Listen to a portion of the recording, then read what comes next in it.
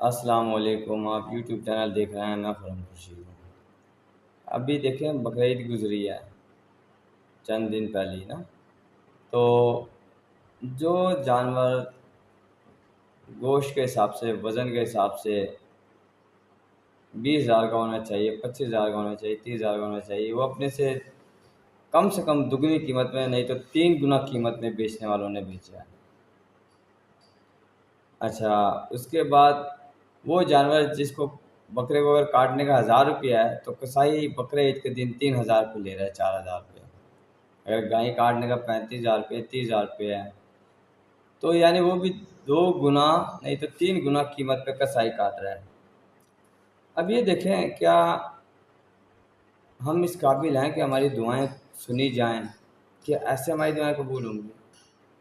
ان عملوں کے ساتھ کہ ہماری دعائیں قبول ہوں گی؟ کہ اللہ پاک نے ان لوگوں کے بارے میں حضرت موسیٰ علیہ السلام کو کہا تھا کہ موسیٰ، ایک امت ایسی آنے والی ہے جن کی دعائیں میں ایسے سنوں گا کہ وہ ہاتھ اٹھائیں گے تو ان کی دعائیں قبول کر دوں گا۔ کیا سنت میں تجارت ایسے کی جاتی ہے؟ آپ صلی اللہ علیہ وسلم ایسے تجارت کرتے؟ سوچنے کی بات۔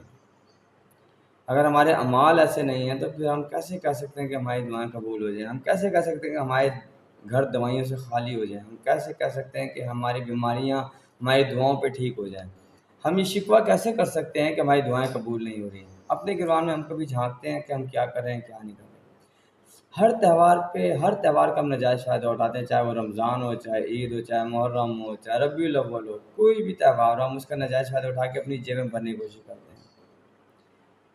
تو ایسے پھر ہم کہیں ہم پہ حکمران وہ آ جائیں جیسے حضرت عمر بن خطاب تھے، عمر بن عبدالعزیز تھے؟ ممکن نہیں ہے، ہمارے عمل ہی ایسے نہیں ہیں۔ تو اللہ پاک ہمیں ہدایت کی توفیق دے، صحیح ہے نا؟ یاد رکھیں جب تک یہ عمل ہمارے سدھریں گے نہیں نا، پیسے کے پیچھے لالچی ہونے کے عمل، جائز ناجائز کمائی میں فرق کے عمل، تب تک نہ تو ہماری دعائیں سے سنی جائیں گی، نہ ہمارے حالات بدلیں گے۔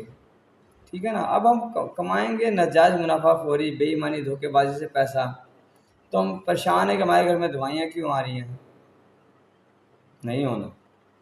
جب تک ہم یہ کام نہیں چھوڑیں گے، بے ایمانی، دھوکے بازی کے، ناجائز منافع خوری کے، ملاوٹ کے، ناپتول میں فرق کے، تب تک یہ چیزیں ہمارا پیچھا نہیں چھوڑیں گے، کیونکہ ہمارے اپنے ہی عملوں کی کمائی ہے۔ اللہ پاک ہمیں ہدایت کی توفیق دے، دعاؤں میں یاد رکھیے گا۔